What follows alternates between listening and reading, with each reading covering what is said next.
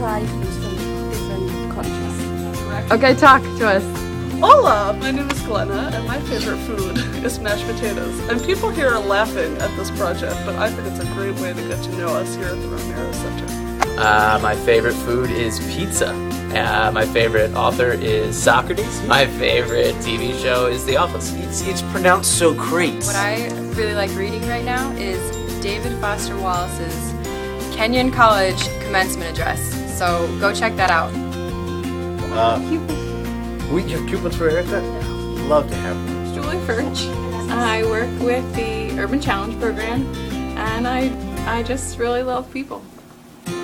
I would say my most favorite memory is the first time my son smiled at me. That's cheesy enough, right? I work for the Urban Challenge program. My favorite food is ackee and saltfish, the national dish of Jamaica. What activity on the Urban Challenge do you like the best?